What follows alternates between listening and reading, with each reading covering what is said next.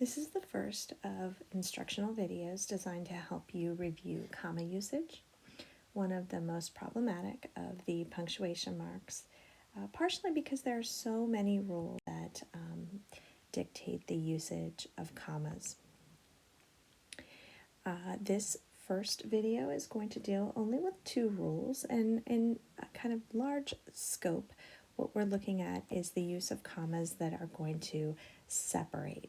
Okay, we're going to be thinking of times that commas are used to clearly identify where one thing stops and where another thing begins.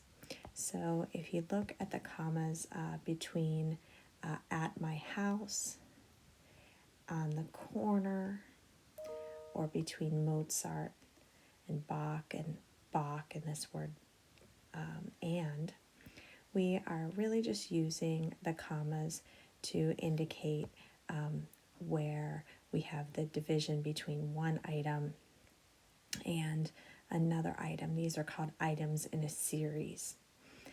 Generally, this comma is called the serial comma. Not in is your breakfast cereal, really, but the way that I'm spelling it on your screen now, this is the serial comma. And this is one of the skills that is tested on standardized test questions dealing with comma usage. What you just want to make sure you recognize is where one thing stops and where another begins. These would just be kind of items of equal rank. It's going to make it look on this screen like you always have three, but it's really or three or more. It's when you're making a list of things, you want to show where those divisions lie. What you do not need is a comma between two things. If we had in that second sentence here that someone had written books about Bach and Beethoven only, you would use no comma with only two. So it's really that you want to utilize this rule when you have a list or items in a series of three or more.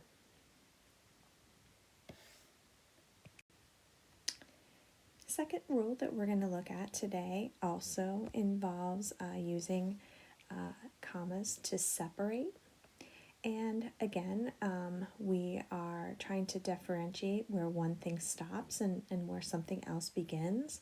But these are more specific in the part of speech that we're working with. We are working with adjectives. And let me show you what this involves in a sample sentence here. I'm writing ADJ above long and ADJ for adjective above narrow. And we're using a comma between long and narrow because long describes the halls in Roxanne's apartment building, as does narrow. Narrow describes the halls in Roxanne's apartment building. And when we want to describe the halls as both long and narrow without using the word and, we need to use a comma kind of in place of the and. What we could have said is Roxanne's apartment building has long and narrow halls. But an alternative to that, of course, is that we get rid of the word and instead use a comma. A comma is going to use or take the place, of that conjunction and to describe the halls. Now, if we look at what is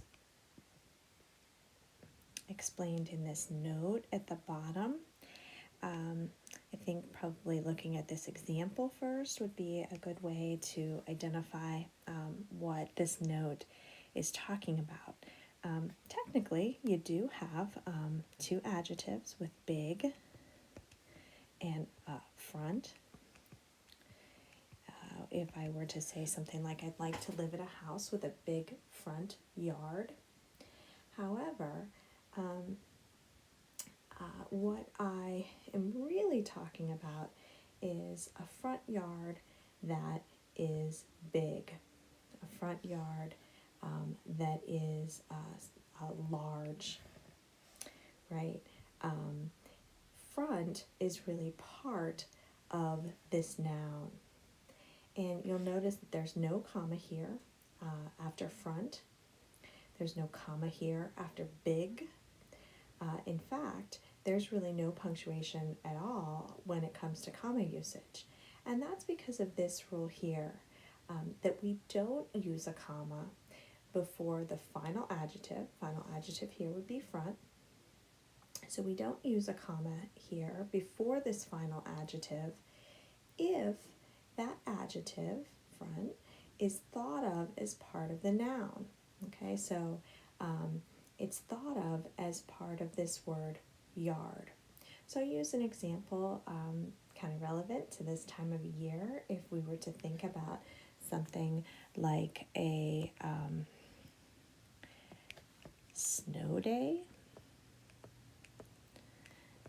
Today is a snow day, or a virtual day.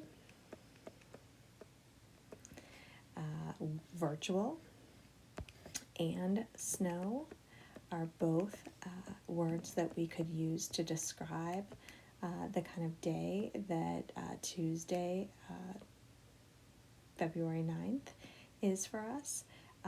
But we are not going to use a comma in between virtual and snow because snow is thought of as part of this noun, snow day, just like front yard is the noun.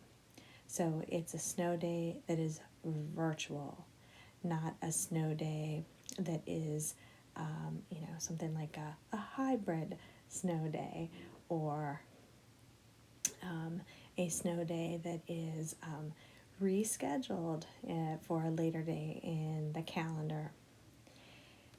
What you might use to think about this rule and kind of evaluate is, can you put the word and in between the two words? If and sounds fluid, that if it sounds clear, like it does between long and front, then you'll want to use a comma.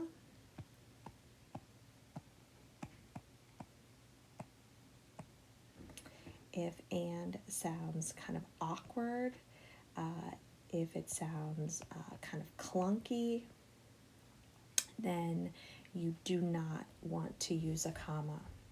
So I'd like to live in a house with a big and front yard. Sounds a little awkward.